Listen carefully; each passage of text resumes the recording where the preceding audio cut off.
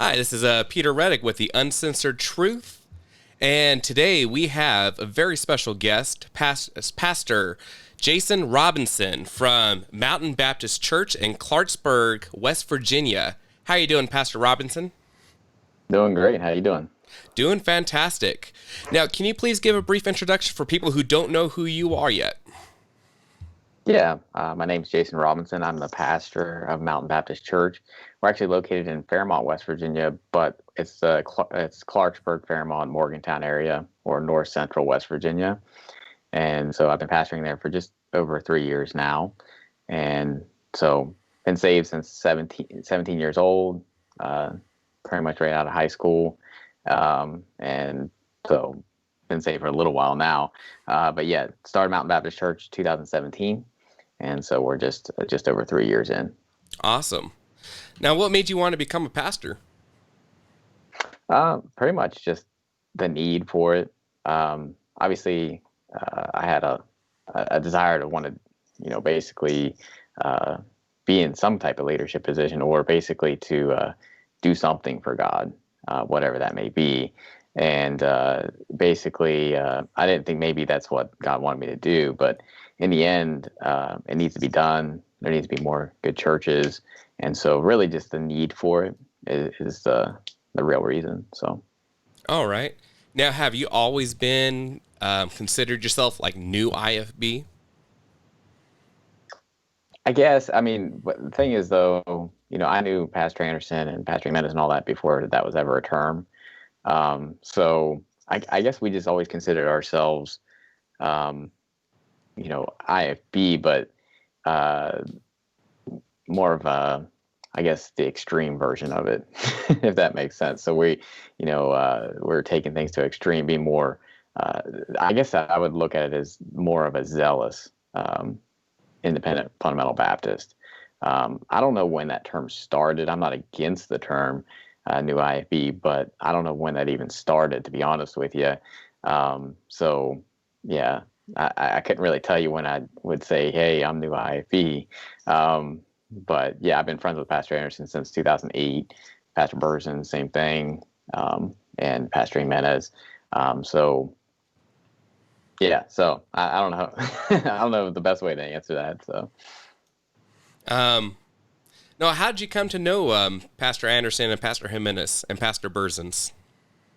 yeah, so back in 2007, I think, um, we were just trying to find some good preaching online, and my friend Matthew Stuckey, who's actually out in the Philippines right now with the church plant for Pastor Jimenez. Um, he was on back then. YouTube wasn't a big thing. They had these fundamental Baptist fundamental fighting forums or something like that. I never really got on it, but Brother Stuckey found Pastor Anderson on there basically defending the King James Bible and defending the fact that it's perfect. And so that kind of drew him to want to hear his preaching. And then he found out that Pastor Anderson was actually post-trib and not pre-trib. And we'd all basically come to that conclusion. So me and my friends, as far as just reading through the Bible, that it was not pre-trib. And when he told me that, I'm like, you got to be kidding me. There's actually a Baptist pastor that doesn't believe in the pre-trib, that actually believes it's after the tribulation. And so that kind of drew us in, honestly, at least drew me in. I was like, I want to hear what this guy has to say. And so we started listening to his stuff online, which was, a lot of it was just MP3s, stuff like that. YouTube was just, he was just getting into YouTube at that point. And then basically we would talk to him and stuff like that. And he had a chance. He had a fire alarm business, so he was all over the country. And obviously we're in West Virginia, but he had a job he had to do like near DC. And him and Pastor Burzens actually, Pastor Burzens went out with him, and they were in the DC area. And he said, "Hey, you want to meet up?" And we're like, "Yeah," because DC is not that far from Right. where we're at. And and so we didn't know this, but there was a Ron Paul rally going on that day at DC. So we ended up marching through the Ron Paul rally that day. But it was a fun time. But I met Pastor Anderson and Pastor Burgeons, who wasn't a pastor at the time yet, both at the same time. So, and then Pastor Jimenez, I met him on a camping trip. I think 2009, they had a camping trip, and I went out for that, and I pushed him off a rock. Yeah, we were playing King of the Rock or something like that, and so we got acquainted really quick. So, but yeah. I'm surprised he didn't use any of his jujitsu on you. Yeah, I don't want to say it was easy, but I'm pretty sure Pastor Anderson, like, I'm pretty sure he ripped off a sleeve of Pastor Jimenez, and I want to say that Pastor Jimenez lost one of his toenails or something Oh, like wow. that. So he got beat up. But excuse me. What kind of church do you guys run? I mean, what are your fundamentals in your church? I mean, our fundamentals is the King James Bible is perfect without error. That's our final authority for all faith and practice. We are strongly a soul winning church, and so our main goal is to preach the gospel to every creature. The Great Commission, to see him baptized, see him to observe all things. And so our church is a hard preaching church. Hard preaching, whether it's just on sin or just sound doctrine. That's our big thing, is that I want to preach sound doctrine. Hard preaching, things that aren't popular, or things that are popular, it doesn't matter. Just a young New Testament church that wants to spread the gospel. So now, have you faced any backlash or personal persecution for preaching the way you do? Oh yeah. The first year, like right before our 1-year anniversary, we had a lot of sodomites that were trying to basically get me fired, and was coming after me personally, and after our church. And then I want to say last summer, not this past summer, but summer before, I got on the news for preaching a sermon. Actually, it was on the death penalty. So I was hitting everything, everything that the Bible talks about as far as what would be worthy of the death penalty. And the local news station, someone tipped off the local news station about the sermon. And I don't think the person even lived in our area, to be honest with you. And what are some of those topics that you were touching on for someone who hasn't heard that sermon? Yeah, so I mean, the Bible teaches that whosoever sheddeth man's blood, by man shall his blood be shed. So I mean, someone that commits murder is to be put to death. An adulterer, someone that's caught in adultery, the adulterer and the adulteress are to be put to death. And there's a whole list, but obviously Leviticus 20:13 applies as well, that if a man also lie with mankind as with a woman, both of them have committed an abomination, they shall surely be put to death, their blood shall be upon them. And that's where they got upset. Actually, it was funny because in that sermon I was talking about how everybody's always against Islam, and they always bring up the death penalty for either adulterers or sodomites. And I was making a point. I said, a broken clock is right twice a day. And, you got to be careful what you're condemning them for, because a lot of times Christians are condemning them for things that are actually taught in the Bible, in some cases. And obviously I was condemning Islam because I obviously don't support it. It's a wicked religion. But so it kind of was like twofold, where it said, they were kind of saying I was against Islam.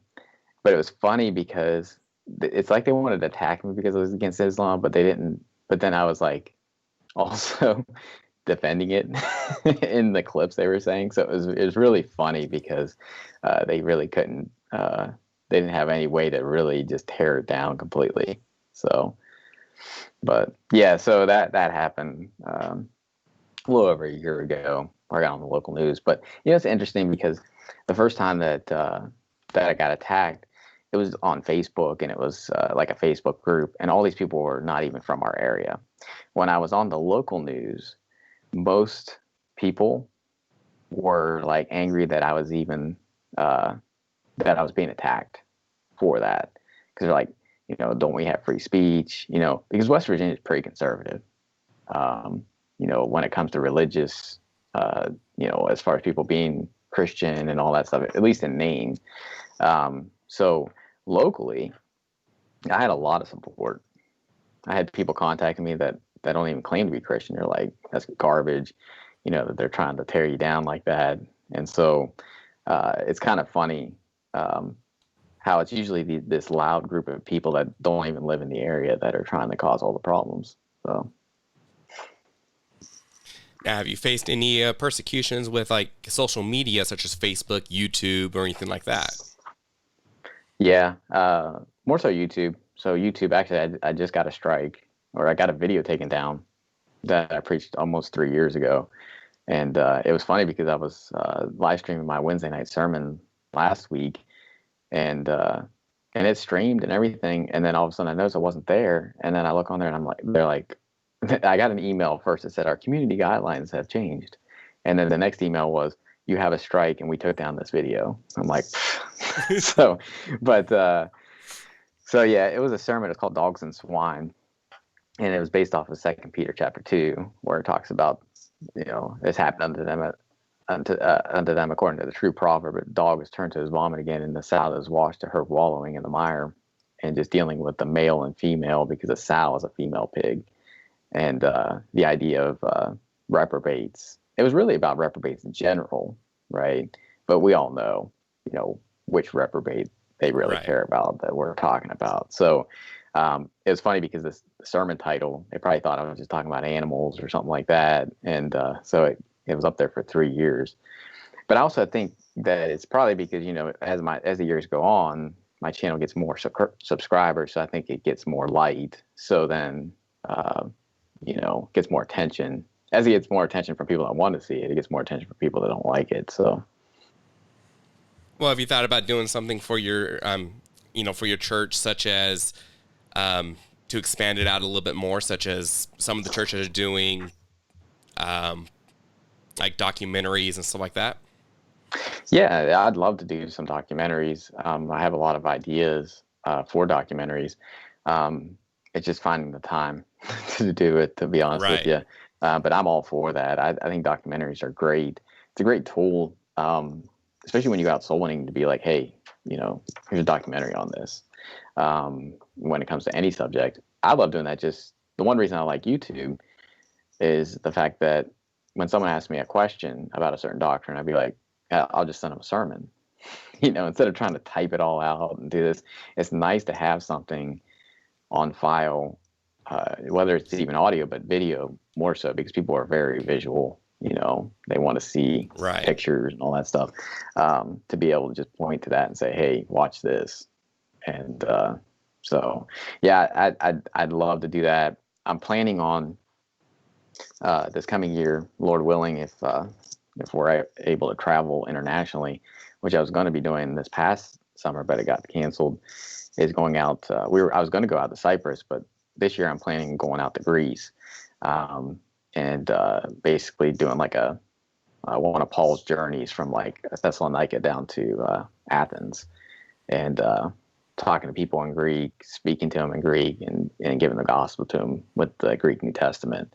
And so that's my, I guess, upcoming thing that I want to do. And so I have some others that are going to be joining me in on that. But nowadays, you almost have to keep that on the DL. I don't think I'm that popular right now to where it really matter. But as far as, people getting thrown out of countries and all that stuff. So just don't name drop certain people, right? Yeah, exactly. Now, see, I did not know you were fluent in Greek. I'm not fluent, but I am learning it. Okay. So I'm currently reading through the New Testament right now. I'm planning on getting done with it by the end of the year. So, but I've taken a bunch of courses, and I can read it really well. But as far as like having a conversation with somebody, that's where I need a lot of practice. And I think the only way to really do that is to get in it and just be around Greek speaking people all the time. Absolutely. So now, are you going to do it like Pastor Anderson did and take someone with you who is more fluent in Greek as well, or? Yeah, we have someone that, as long as it all works out, that's actually from there. Okay. And so we'll plan on having that. But I feel confident enough though, and that I feel like even if we didn't have that, we'd be okay. Meaning that most younger people can speak English out there if you really had to. Right. Now, my goal obviously is to be able to just talk in Greek to them. Give the gospel in Greek, talk to them in Greek. But there's a couple things I want to do. Obviously, I want to just kind of go through the journey. So it'd be cool to go down to Berea and see if they're still nobler than those in Thessalonica, and just fun things like that. Go to different sites, Mars Hill, and just kind of go through the Bible stories. But yeah, I definitely want to win some people. So Absolutely. I think that would be an amazing journey. yeah, so I'm excited about it. Hopefully it happens. But hopefully the COVID thing blows over. So Right. Now, you guys, even with COVID, you guys still had a soul winning marathon just recently, did you not?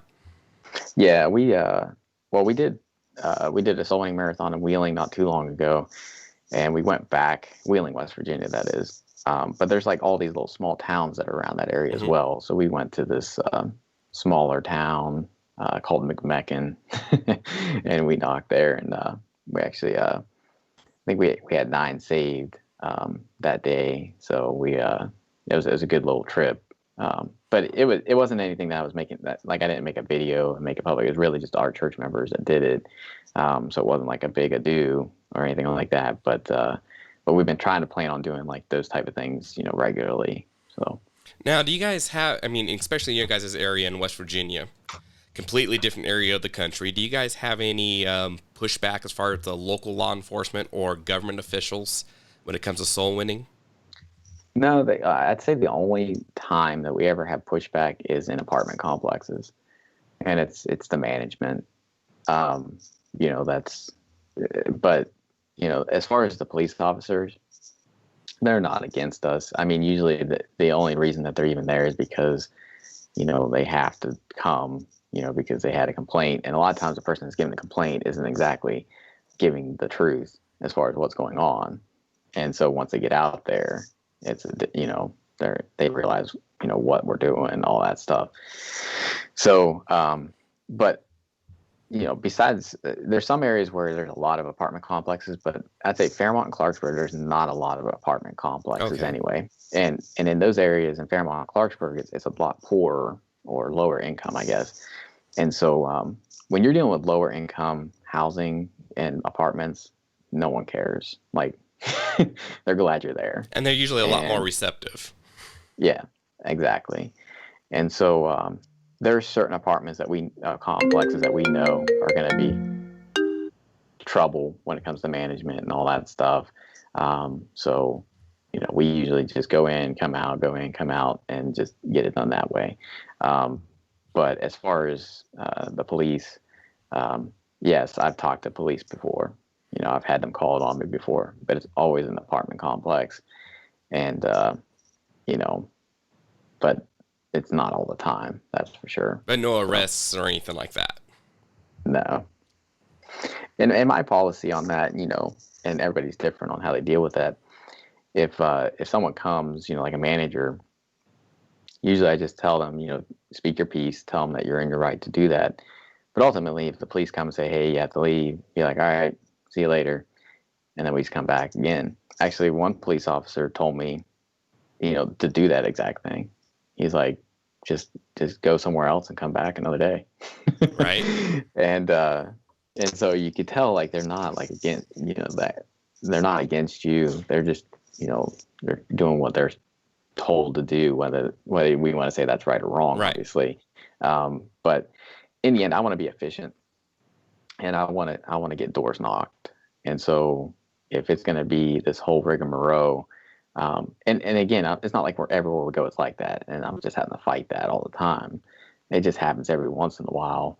And so my policy is just, okay, you run into some pushback, just go somewhere else that day and then come back. Right. 'Cause it's always just one person, like one person gets upset, like they're just mad that you're there, or you'll just have someone that hates God and they just want to get you in trouble. Well, you just don't knock that door next time. Exactly. So. All right. Now let's get into some a little more funner topics here. This is something that Bruce Mejia, Pastor Bruce Pastor Bruce Mejia had brought up, and these are called Jason Robinson isms. I think you know what we're talking about here. Okay. I can't really claim those. You can't really claim them. I didn't come up with those, but I'm the one that voiced them. Okay. Some of them that were brought up were, and I quote, "Deer are swamp donkeys," and "Turkeys are thunder chickens." Now, where did these come from? I mean, you got to explain these to us because, like I said, I'm from New Mexico. I'm from the South. And this is something that's new to us. Well, it's funny, though, because I grew up in West Virginia for a while, and there's certain terms that I knew of, but swamp donkeys and thunder chickens were ones that, honestly, I only heard of maybe 5 or 6 years ago. Mm-hmm. But I've always heard tree rat for squirrels, Like my dad would always talk about, we're going to get some tree rats, we're going to go hunt tree rats, or trash pandas for raccoons, whistle pigs for groundhogs, and stuff like that. But it's so ridiculous because it's just a country boy thing, And I remember hearing that, it just stuck. Someone just like, we're going to get some swamp donkeys, I'm going to go hunt some thunder chickens. And it's just so ridiculous. So, but yeah, it's just a country thing. There's nicknames for everything. So I guess you just don't think of West Virginia as being the South. We're below the Mason-Dixon, though. So, but it really just depends on what part of West Virginia you're in. Right. So where I'm at, I'm in the northern portion, northwest or north central. So I consider myself Southern, but not Southern like Southern West Virginia. So if you went to Southern West Virginia, it's a whole nother realm. Just as much as if you went to Tennessee or Kentucky, that's Southern. So absolutely.